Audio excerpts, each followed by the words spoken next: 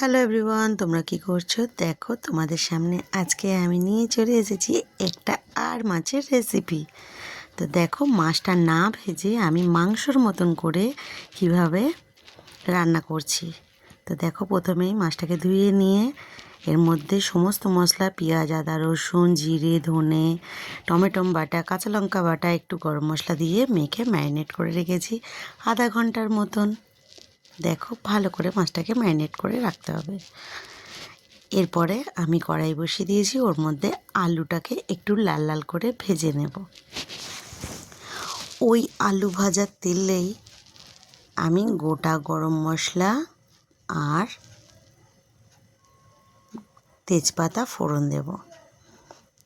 দেখো, এখানে পেঁয়াজ কুচিয়ে রেখেছি আর টমেটো একটু দিয়ে, টমেটোটা একটু বেশি দিলে ভালো লাগে খেতে।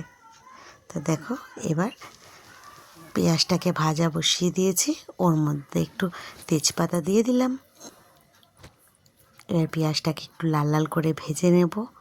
এর মধ্যে আর অন্য কোনো মশলা দেব না, কোনো রকমই আর মশলা দেব না, যেহেতু মাছটার মধ্যে সব রকম মশলা দিয়ে আমি ম্যারিনেট করে রেখেই দিয়েছি। শীতকাল আসছে, আর মাছ তো খেতে খুব ভালো লাগে, এগুলো তো শীতকালেই বেশি ভালো লাগে। তো দেখো, আমার বাড়িতে আমি এরমভাবে করি, তাহলে মাছটার স্বাদ হয় অপূর্ব। এবার এর মধ্যেই দিয়ে দেবো টমেটো। পেঁয়াজটা ভাজা ভাজা হয়ে গেছে।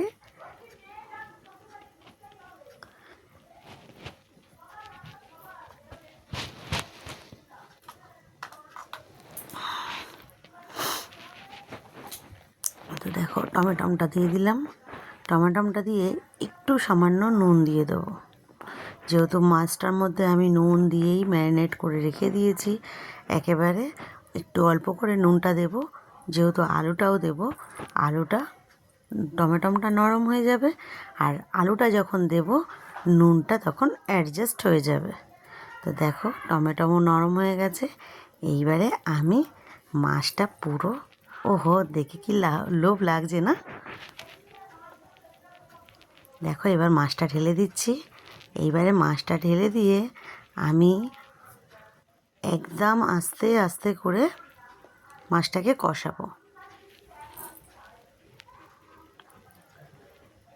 সমস্ত মশলা দিয়ে দিয়েছি, দিয়ে এইবারে আস্তে আস্তে করে আমি কষিয়ে নেব মাংসর মতন করে। খুব খুব খুব সুন্দর খেতে হয়, তোমরাও একদিন এরমভাবে খেয়ে দেখবে, তারপরে বলবে। দারুণ খেতে হয়।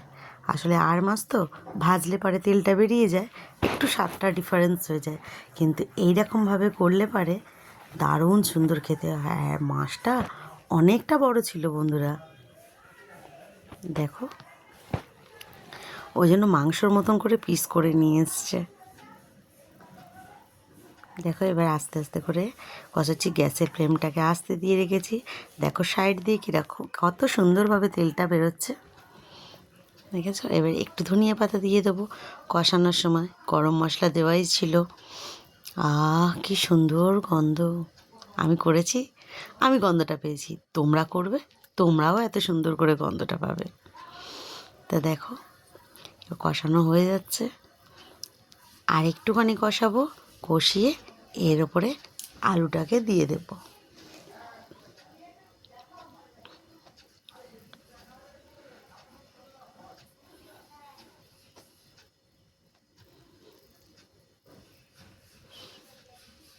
আমার এই মাছটা খেতে প্রচণ্ড ভালো লাগে, যেহেতু কাঁটা নেই। আমার কাঁটাওয়ালা মাছ একদম ভালো লাগে না, কেন গলাতে কাঁটা ফুটে যায়। ওর জন্য যেই সব মাছে কাঁটা নেই সেই মাছগুলো আমার খেতে ভালো লাগে। তো চলো, দেখো, মাছটা প্রায় কষানো হয়ে এসছে। খুব আস্তে আস্তে করে কষাতে হচ্ছে, তো না ভেঙে যায় মাছগুলো।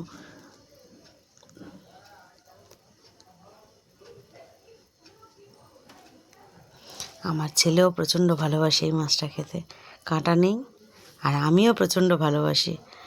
আমার কাঁটাপোনা মাছ, অন্য সমস্ত মাছ খেতে এতটা ভালো লাগে না।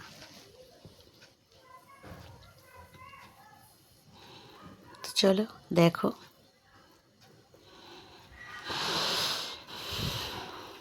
আমার তো দেখে এখনই মনে হচ্ছে আবার করি, আবার খাই।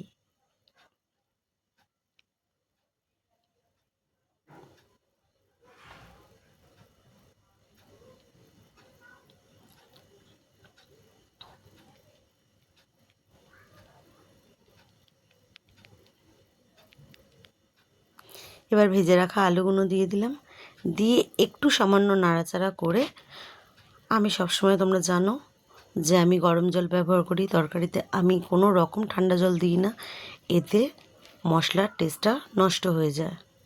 তার জন্য আমি গরম জল করেই দিই, সমস্ত রান্না, যে কোনো রান্না আমি গরম জল করেই দিই।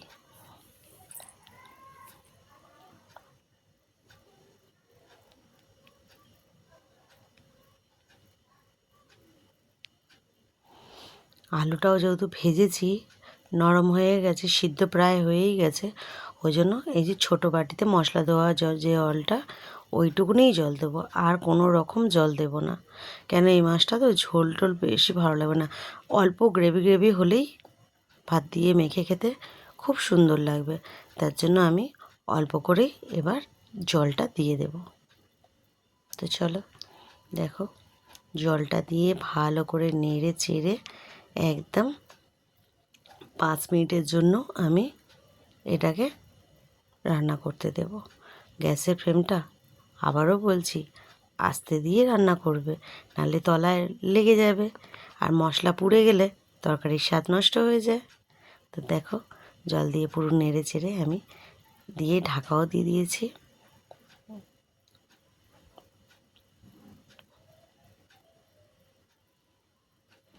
5 মিনিট, পুরো ঘড়ি থেকে 5 মিনিট বাদে আমি খুলে নিয়ে ওর মধ্যে গরম মশলা একটু দিয়ে আর একটু নাড়াচাড়া করে দেব। কত সুন্দর মাছটা ফুটছে দেখেছো? কিন্তু সময় লাগে মাছটা রান্না করতে। তারপরে দিয়ে দিলাম আমার সুখ দুঃখের সাথী ধনিয়া পাতা।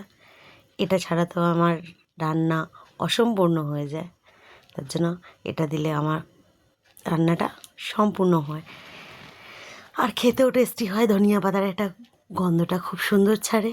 তো দেখো, মাছটা কিন্তু আমার পুরোপুরি রেডি হয়ে গেছে, আর ওইদিকে গরম গরম ভাতও হয়ে গেছে। গরম ভাতের সঙ্গে এই আর মাছের কষাটা এত সুন্দর খেতে হয়, তোমরাও খেয়ে দেখবে। তো চলো, রেসিপিটা ভালো লাগলে লাইক কমেন্ট শেয়ার করে দিও, তোমরাও বাড়িতে বানিয়ে খেও।